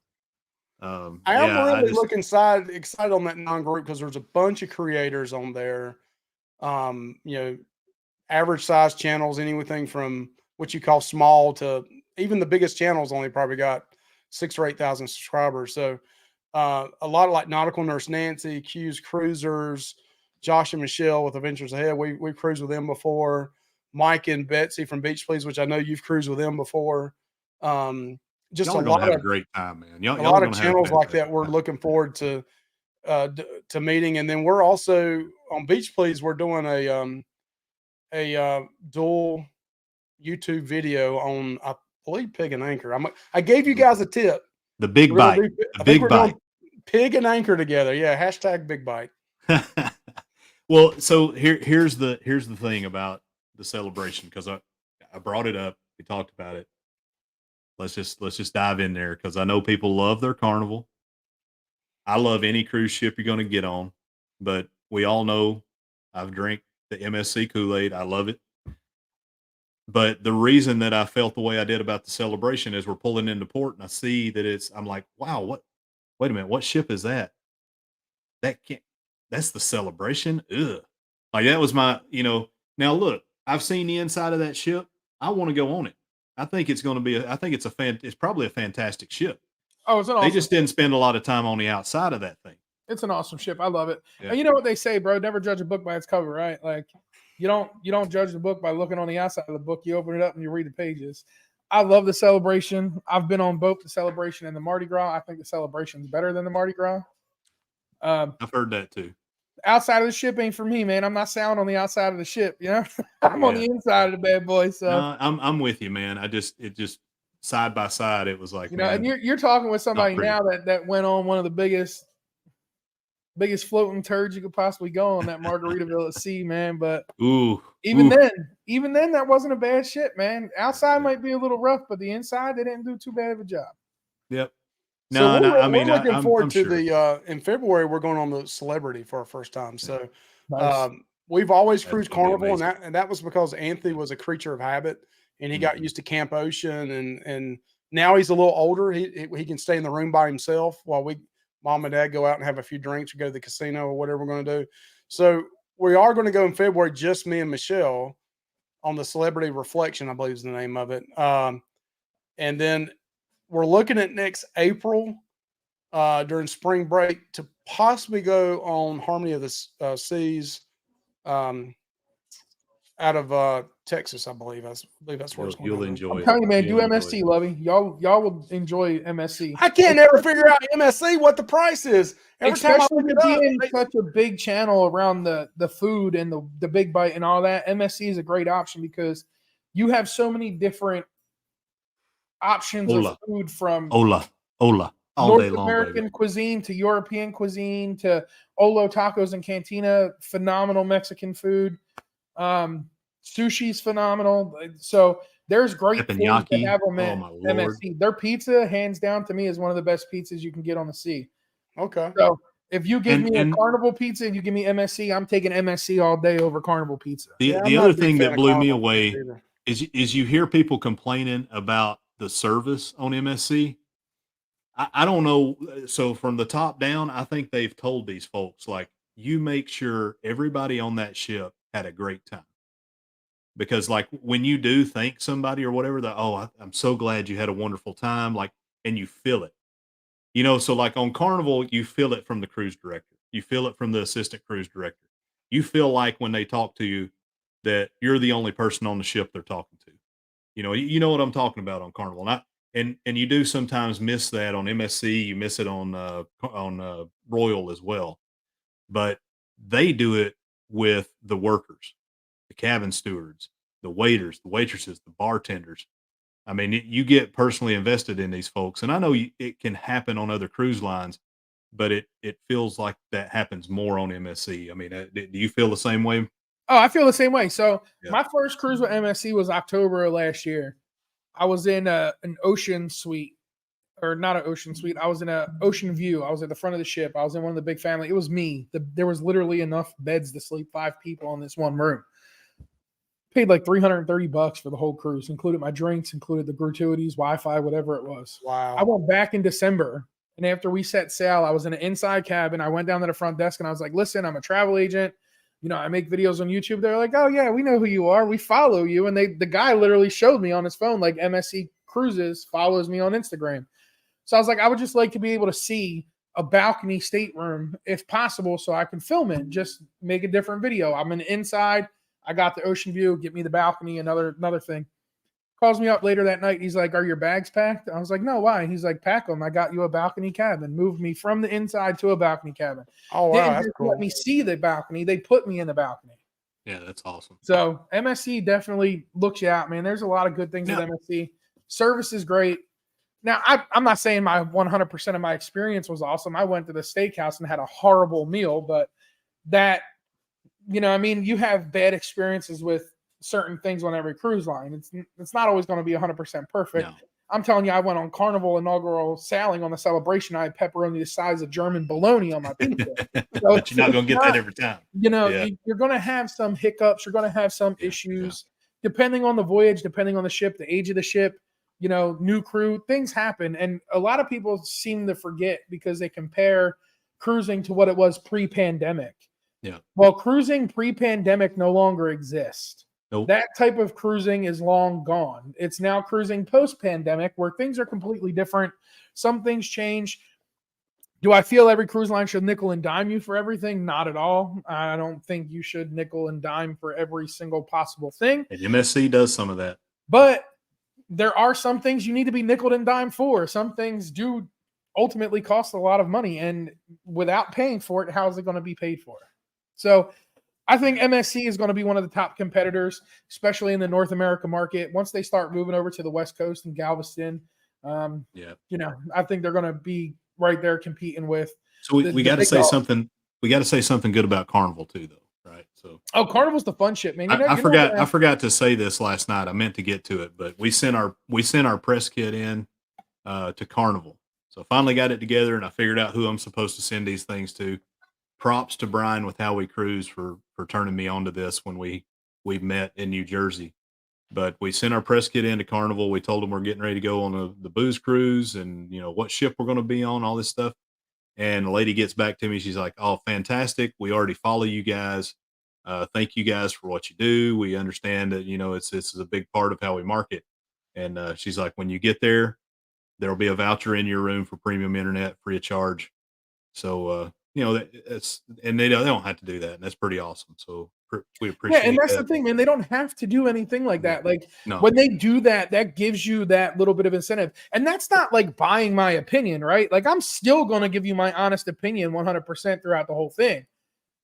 I've sailed over 46 cruises now. Majority of those cruises that I've been on have been through the Carnival Corporation. They've been on Carnival and they've been on Princess. So I've been on the up class of Carnival and I've been at the Frugal Friendly with Carnival. And I can tell you right now, I've had more fun on Carnival than I've had on Princess. It just depends on what you're going. Carnival's a blast, man. Carnival's a blast. I mean, let's not get it twisted. We're gonna have a blast next month. I love it. And I know y'all don't care as much about the cruise directors as some people do, like me. But I'm telling y'all, I'm excited for the Jubilee to be on there with Kendall Fire. Like I am so stoked to be on a brand new cruise ship sailing out of Texas, this girl's home state, first female cruise director with Carnival to sail out on a brand new ship by a company that's ran by a female. Man, listen, I'm stoked. And y'all can judge all you want. I know Mike's shooting those laser beams through the screen down bottom because he's not a big cruise director person, but I love it, man. I like getting the chit chat. I might not do interviews and things like that, but just getting the chit chat with that cruise director a little bit and get a little perspective on the behind the scenes type things. It's nice to get to know him a little bit. Yeah, I'm definitely not a cruise director person. I just don't. I just, It's not why you're there. I get it. yeah, I'm not there to be. I'm not there to be entertained by them. I don't. It don't. I mean, don't get me wrong. I appreciate what they do, and they look like they cruise better. Huh? A good cruise director makes your cruise better. He Like, ain't can gonna you help at me least at my agree to casino. that? He ain't gonna help me win no more money at the casino. I No, don't care. no. But can you at least He agree ain't gonna that make my food. He's not gonna make my food better. He's not going to make your casino any beans better. not be hard. I don't care about 80s night. I don't care about. listen. Let's say you get the worst cruise director possible that comes into your cabin 2:00 in the afternoon. Boom, we're arriving at port in 2 minutes. Man, make sure you're getting down at the deck 3 to disembark. Deck 2, yeah, one of those decks. Just figure it out. And then you get that cruise director like Cookie or Lee Mason. Bing, Yeah. bong, bong. Good day, mates. It's Lee Mason, your cruise director. We're getting ready to dock, and we're getting off of deck 2. Are y'all listen? The energy. Shut up! Bring it different. Bye-bye. Shut up, boy. And I That's can what see our right that's what now, our cruise director on the Seascape every time he's like, and make sure you stop by blah blah blah blah. Bye-bye. I'm like, oh, I can Stop see it. Mike now when it goes bing, bing, bing. Are you kidding me? You were just in here 5 minutes ago. I'm like, turn that shit down, man. I don't care. You told me to get the Hub app. I got the Hub app. It tells me. Now, let me just say this. Coming out of South Carolina and Charleston, they have to do the silent debarkation. So I don't need a cruise director to come over top and tell me what I need to do because I can watch it on the screen. here's what's going on in Lovey's head. I'm cussing. Yeah. I'm like, shut up. Hey, don't get me wrong. Don't get me wrong. I mean, I know a lot of people love them. A lot of people book their cruises because of the cruise director. It's just for me and my family. Hey, Yeah. there's one Just- dude, I think his name was Simon.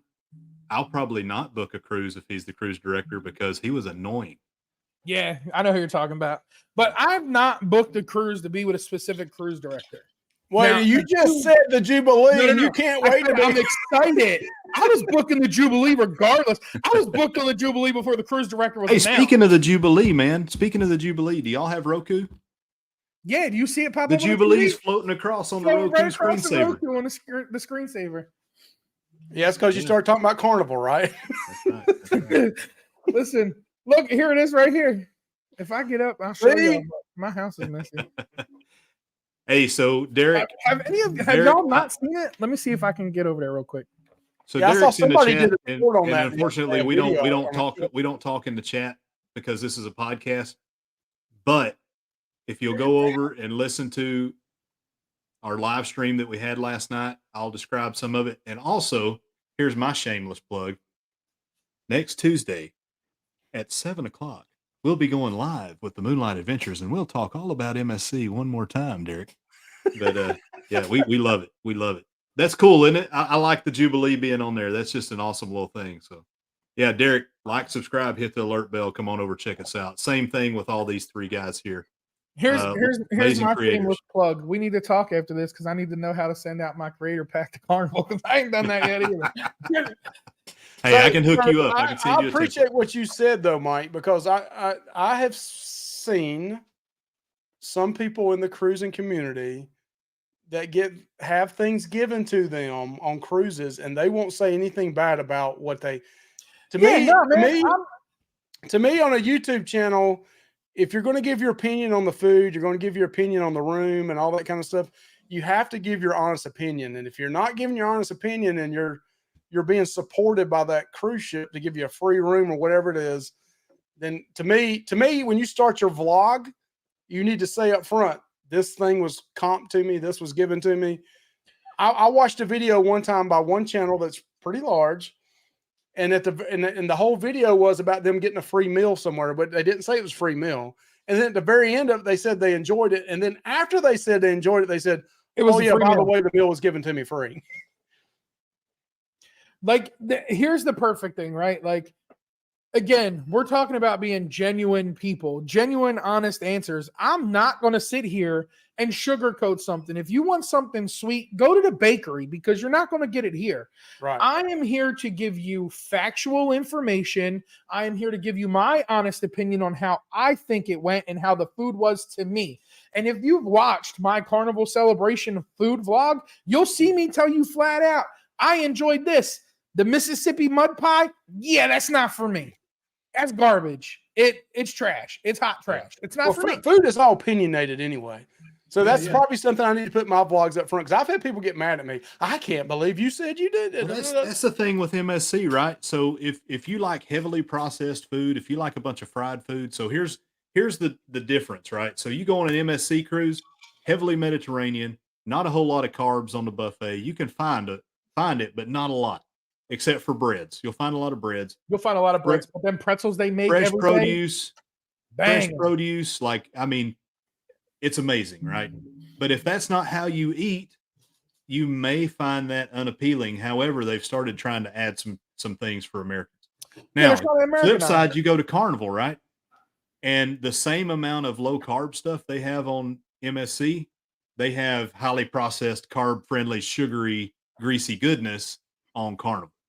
And I think that's the problem. Like, you know, there's people that get on MSC, they want their carbs. Look, man, I'm a big boy. I've had my share of carbs in this life, but you know, I think that's what happens sometimes. So we lost Lovey because he may have had an internet issue. Yeah, he said he'll pop back in if it does happen. Yeah, he'll pop back but up. That's the thing, right? So like you're gonna get garbage food on one cruise line, great food on another cruise line. It's all great food. It's depending on what you find that you like is what makes it great. There's going to be people that are going to complain about all the food on every single cruise line. You can't tell me there's not a single person that hasn't sailed on the Regent Seven Seas, one of the top class lines, or a Viking cruise, one of the top class all-inclusive, paying $10,000 a person in a cabin, that hasn't had a bad meal. It happens. That's part of it. The difference is with MSC, a lot of their stuff is fresh. So the Americanized food we're so used to eating is not what we're getting. Yeah. So we're talking about everybody to each their own, mozzarella right? cheese every day and 30, 40 different other selections of cheese. It's and to each their own, right? I mean, some people like Indian food, some people don't. Some people, you know, like barbecue, some people don't. If you don't like barbecue, then maybe you need to move somewhere that's communist. But that's bananas, bro, if you don't like barbecue. But hey, you know, I think that's a pretty good spot there, man. I don't want to keep everybody too long. Thank you guys, because the viewers are holding. I appreciate that. But please go like and subscribe to Lovey. Go like and subscribe to of course to Mike Gormley and the Naughty Cruiser. Can y'all still see me? Because I'm frozen on my screen. I mean, I see your little thing there. That's what I had to go back out and back in. I wonder if it's a StreamYard thing. I don't know. It's, you know, because this is some of this is new to me with running this somewhat professional version and doing the LinkedIn thing. I don't know. But anyway, yeah, you know, thank you so much for coming on. Obviously, Lovey is going to be on the Non. A lot of stuff is going to come out of the Non. A lot of creators on there. I know you guys are going to have a great time with Mike and Betsy. Fantastic people, fun to be on a cruise with. I can tell you firsthand. So yeah, you guys look like y'all had a great time on the Royal Caribbean cruise ship. That's when I saw y'all's vlogs, both of yours and Betsy's, and I was like, we got to get on a Royal ship. I'll tell you what, too. You know, we talk about genuine folks. One of the things you didn't see in our vlogs is Chastity's mom got some scary health news. And that day, like, we were doing the flow rider, we were doing zip lines and stuff. And Betsy, you could tell, really wanted to do those things. But what did Betsy do? Because Chastity didn't want to do anything that day. So Betsy says, hey, I don't really want to ride things today either. And, you know, she just pulled Chast aside and comforted her. And that's awesome. It just shows you the kind. I'm getting a little misty eyed talking about it, but fantastic individuals, fantastic people. We don't get on their lives near enough because they're on the West Coast, and 9 times out of 10, Chastity's having to drive me into work nowadays because of my health issues. And but we try to watch the replay when we can because they are great. They're fantastic creators and good folks. That's the But- thing about the cruising community, is there is a lot of, and earlier we kind of got, on this thing about the buying subs and all that, but that is a very, very, very minute, small percentage of the cruise community. Mhm. Most of the people out there, even if you got a channel or don't have a channel, are awesome, awesome people. Yes. And that's why we do our lives. We don't care if there's 20 people in there or 50 people in there. We do our lives so we can talk to people and have a good time. Yeah, Paul, unlike Paul. I don't always throw them up there, man, but when they're good, I have you to. gotta know where Paul, yeah. But they're the people you meet on cruise ships that just people in general is awesome. And then when you find people that have seen your stuff and they come up and start talking to you, man, that makes you feel good. That especially when they come to you and say, I saw your ship tour, I saw your review on this, and it really helped me out. Yeah, that's what amazing. this whole thing's about, in my opinion, is brotherhood, getting to know people, helping people out. It's not about the 1 or 2%, or maybe even less than that, less than 1% that are buying subs out there. Yeah. It's about meeting people that you can you can lean on, or that people that will give you honest feedback. Like, we had, within a year and a half ago, we needed to step our game up, and we had another channel. I'll say who it is, Adventures Ahead. They said, man, Mike, your thumbnails suck. Yeah. And that's good. Did it hurt my feelings? Maybe a little bit, but they were being honest, and I appreciate that feedback. Yeah. But if people can give you feedback for your channel and make you a better channel and make your work, your creations better, then why not take that constructive feedback? And that's the thing about the cruising community. There's so many people like you two guys and other channels that are here to help each other. It's not about tearing each other down. It's about uplifting and promoting people the right way without promoting them with subs and stuff, is to give them ideas and tips to help them out. So you brought something else up, and then Brian from How We Cruise says we love meeting people. So listen, I can't stop now. So now we're just gonna keep pushing, right? So all right, love you again. You cry uncle, safe word. Whenever you have whatever your safe word is, bananas, pineapple, bananas, whatever it is, let me know. Pina colada. But so Brian is another one of these folks, right? So I go up there and I meet them. He takes me on an amazing tour of MetLife Stadium, takes me to TikTok Diner, introduces me to the pork roll, egg, and cheese, baby, with some disco fries on the side. Again, I ain't ate in like 50 hours. But man, and then I had a cheesecake with ricotta instead of cream cheese. Oh my Lord. So anyway, he did me right, New Jersey style, right? But then that night, because the next day I was going to go up to their home and meet with them there in the home, have dinner with them. And so Brian's like, hey man, what time you coming up? Blah, blah, blah. I got news that my youngest son, who's in the Marine Corps now, he had this knot under his arm, and they're like, it's a cyst. We think it's benign, but we don't know. We need to take a culture, shoot, what do they call that? A biopsy. So scared to death, right? Like, holy crap. My son, who's only 18 going on 19, like, he might have cancer. That's what you're thinking, right? So anyway, Brian's like, hey man, whatever you need, I got you. He's like, I can tell you're upset. He's like, if I need to come down, pick you up, and drive you all the way down to Virginia tonight, that's what I'll do. And listen, Brian's a genuine dude, man. I had the pleasure of meeting them on the Vloggers Extravaganza, and I wish I'd have met him when I lived in Jersey, because he could have helped me out a lot getting out of some trouble. Let me tell you what, I'd have been called Uncle Brian. Well, and I don't want to talk about his career, because that's for him to talk about. But yeah, he's a good one to know when you're in Jersey. That's all. He's a great dude, man. They're awesome. They're genuine people. Sit down and have a full-fledged conversation with you. And we were up there. Me and my son last August, were up there, and we like horror movie stuff, so we went up to New Jersey and saw the original filming site of Friday the 13th. Yeah. All of a sudden, I get a message on Messenger, and it's from Brian. He's like, "Man, you're literally 5 miles from my house. I can't believe if I'd known that ahead of time, I would have met you guys and we could have went out to eat." And I generally, I did not know Brian that very well, and I knowing him now, I know he would have. He would have met us and said, hey, come to our house and eat. Let me take you out and show you around here. But that's really cool how it's a small world where you're Oh yeah. you know, 8 hours away from where I live, but it was like 5 minutes from his house. That was pretty cool. Look, And you- Brian says you were in my backyard. LOL. That was my backyard for 25 years too, man. And I can't, you know, I don't want to leave anybody out. And one other thing I'm going to say, and Chet and Robin Dodd, Sea Leg, great folks, genuine people. But the reason I'm bringing this up is we put out our son's mailing address when he was in Marine Corps Basic, and Chet didn't even tell us that he was doing this. So like, it wasn't about him, you know.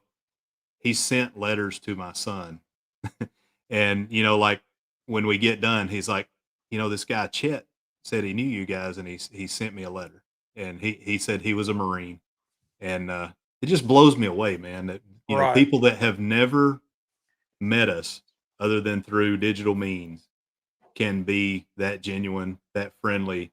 I've got family who ain't said a damn word to my son since he graduated basic, but people on YouTube have donated money to him when he was moving from basic over to training, so he could that have you some don't money to even know, play people on. that you didn't even meet.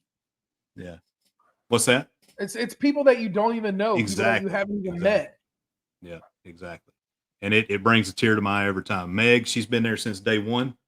I don't know why. I have no idea why she puts up with us. She put up with Gunnar Wayne, like, but she's Listen, been there, right? I don't know why her or Paul put up with any of us. Like they go in every day. For those of you who don't know, like seriously, let's speak for a second. Hard right? workers, man. Hard Meg workers. and Paul go in every single day and put out a schedule for every single creator, whether it's a premiere, a live, a video, something. Amen.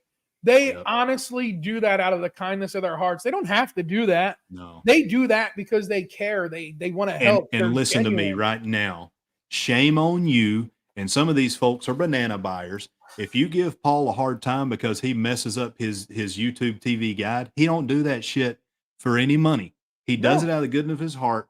So if you're going to give him a hard time, next time I see you face to face, you might get a punch in the nose, because that dude does it. I mean, come on. You know what I'm saying? For real. Like, Yeah, don't have to do that. That's the thing about this is, again, is we're not getting paid to do this. I mean, Facebook's fun. Paul and Meg are doing it out of the genuine of their heart. Because they love people. Yeah, they love people. They enjoy, people. And, you know, we're supposed to go down to Atlanta in November, and I hope I get to meet Meg in person in November if her schedule and our schedule works out. But and they have good content, guys. Yeah. Oh yeah. And they deserve to have. I more love her. subscribers. The stuff of the aquarium she puts The out. aquarium stuff. Yeah. Yeah. It's a like different people you've vibe. never It's met more before, of a like- walking tour, but it's great. It's great stuff. We had met Matt and Kimbra with Fantastic Cruising, and we went down to Tampa, and they gave us a tour of the aquarium there in Tampa. Next thing I know, we're back at Matt and Kimbra's apartment, and we're holding their snakes, and then we're going out to eat with them. And you're like, they're just opening up their house to you, you know? I mean, just good people. That's it, Yeah. man. And that's the way it is. Like, and it's not done for any other reason than just genuine because. Yeah. Oh, you got to take Meg. You got to take Lovey out to Fox Brothers. You got to get him. Now, this is how you know that a barbecue joint is authentic. If there's a risk of them running out of barbecue, they're doing it right, because that means they ain't freezing it, they ain't refrigerating it. They're getting up in the morning and they're doing the stuff right. Got them pits going all night long, man. Exactly. The other thing, where was I going with this? So obviously they have good content. Blah blah blah blah blah. Shoot, I don't know. Lost my train of thought here, but anyway, they're just great people. So make sure when y'all see Yeah. Meg and Paul post stuff, exactly. be appreciative, because it doesn't need to happen. Exactly. And throw them some subscribers. If you don't watch Paul's This Week in History, if you don't watch Paul's PSV Pub, where he does his drink of the week, all of that's great, man. Like, and it's not like some dude that's sitting here with this big production. It's him in his house making a drink that somebody recommended to him, the way that any of us would make a drink in our home. Yep. It's fantastic. It's great stuff. They deserve more views. They deserve more subs. they deserve to be monetized so they can get a little bit of a feedback or a little bit of a touch back on what they do for this community. And I got to shout out because it's one trucker to another trucker. So y'all get over there and y'all take care of business. That's right, man. That's right. But hey, so hopefully, this sheds some light. And this is what this is all about. If you're new here to Pier-to-Pier, I think we know a little bit more about Mr. Lovelace. So I've known you this long. I have a friend. He's a Lovelace, but he says Loveless. Are you Loveless or are you Lovelace? Well, to Josh Holstead and the Northerners, they call me Loveless, but to the people in the South, they call me Lovelace. No, I'm just messing. Right. We pronounce it. My family pronounces it Lovelace. Yeah, just like you love and lace. All right. Yeah, them Alabama people, man, they're just backwards. There ain't nothing wrong with loving some lace. Throw a little cook in there, we'd be all right. Hey, so we are definitely going to have Lovey on again. Our next, and we appreciate you so much, Lovey. Thank you. I appreciate it, guys. Thank you for what you do for the community and the support you give. You're one of the ones we draft off of, and you come in and you do Pier-to-Pier for us, and we appreciate that. We greatly appreciate it, man. And anytime I can help you guys out or anybody in the chat, if you got a channel, if you don't have a channel, that's, we started out with our lives, having other channels on. We kind of got away for that from a while, but we want to go back to the roots of this and trying to bring channels on that either haven't hit 1,000 yet and trying to do it the right way. We want to bring them on and give some exposure to them. So, hey, reach out to me, Facebook Messenger, we'll bring you on. And just know I'm going to check your channel out first. I've already said that ahead of time, but if you want to do it right, we'll help you out. And we want to try at least do that a couple times a month. And the same thing with Pier-to-Pier. If you have interest in coming on the Pier-to-Pier Travel Chats podcast, shoot me an email at moonlightadventures757@gmail.com. Tony at Lolita Loca, or Jenny, if you want to walk across the street and go let Big Mike know, we'll take you. I know you guys need some help. I know that you guys need some more marketing. This is the perfect opportunity for you. Come on over. They may need that Pier-to-Pier travel rub. You just never know. That's right. They may need that rub because they may have too many subscribers.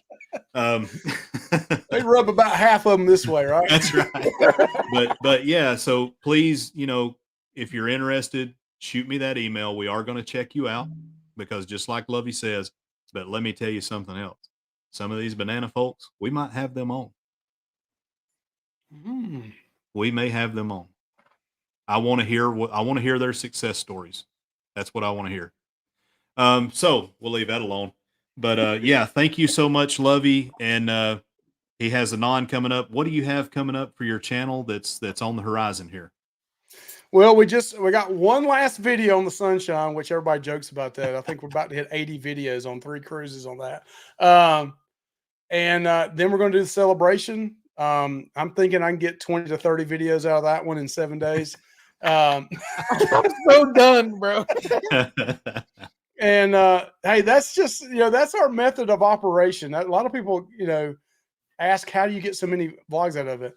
I'm a big fan of less than 10 minutes of vlog. So if I can get it around 6, 7, 8 minutes, I always say you vlog with a purpose. So I video the beginning of us eating, then I set the phone down and we eat the rest of the meal. Exactly. And we leave. There you go. If I'm eating 21 times on that ship, there's going to be 21 vlogs on that ship.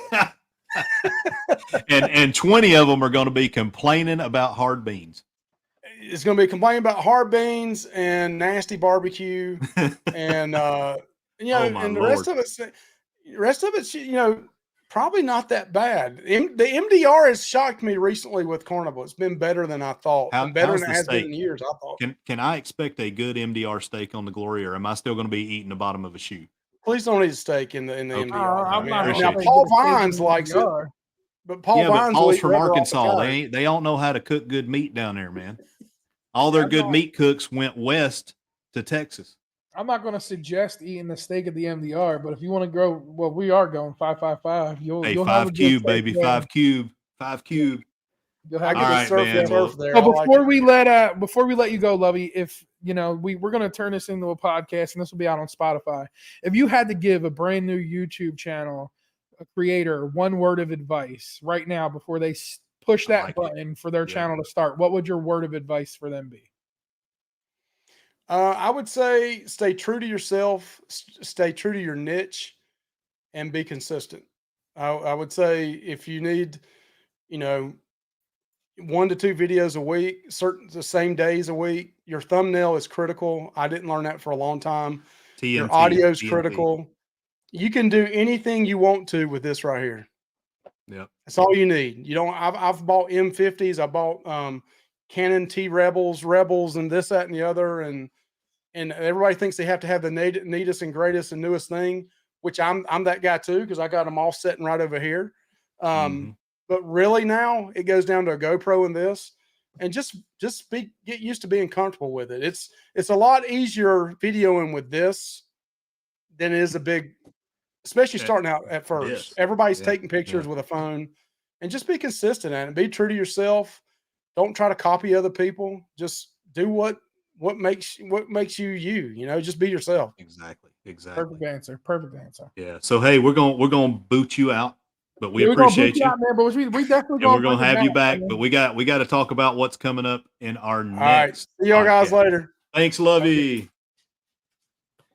All right, let me straighten this thing out where it looks better. Shoot, boom, boom. That's better. So anyway, hey, Lovey is great. He's fantastic.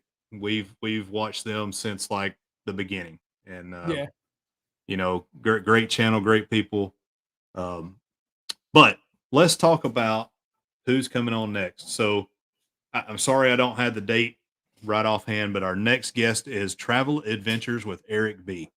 This dude, he goes all over the place. He's a Europe traveler. He's only been on one cruise. He got back from Germany, right? Exactly. He's been to Prague. He's been to crazy places. I can't wait to have him on and talk to him. He's a Miami Dolphins fan. Just so you know, Mike, he is a Miami Dolphins fan. Listen, he loves him some Tua. If Miami keeps putting up 70 points a game, I think there's going to be a lot of people going to be Miami Dolphins fans this year. If you can block for Tua, that dude does amazing stuff. Oh, absolutely. If you can't block for him, he's going to be hurt. Yeah, just like last year. But yeah, so be on the lookout. Eric B's coming up next. I hooked a big fish that I've got to get on here. I've got a dude. He doesn't have a big presence on YouTube, but on Instagram, he's up there. Former veteran. I'm not going to say his name until we get him booked. But we've got some cool stuff coming. I've got a feeler out for some big Disney folks. Yeah, I got a feeler out for some big channels too. So we're we're working busy at the moment, so they'll be home soon. So hopefully I'll get an answer here over the next couple of days. They are pretty busy at the end of the month, just like us, but that doesn't necessarily mean it's not going to happen. It just means got to make it work on their schedule, and I am A-okay with that. Yeah. So, hey, man, thank you guys so much. Thank you, Mike, again, for putting up with me and my noise. And, you're the perfect yin to my yang. I don't know. Maybe we're both yangs. I don't know. Either way, yin-yang, ding-a-dang, ding-a-ling, ding-dong, whatever you want it to be. My ding-a-ling, my ding-a-ling. Paul knows that song. Once I was swimming across Turtle Creek. Man, them snappers all around my feet. Listen, boy, I may only be 34, but I got that old soul deep inside. All right, guys, we are out. Welcome to the Pier-to-Pier Travel Chats podcast with your host, Josh of the Moonlight Adventures, and Mike, the Naughty Cruiser.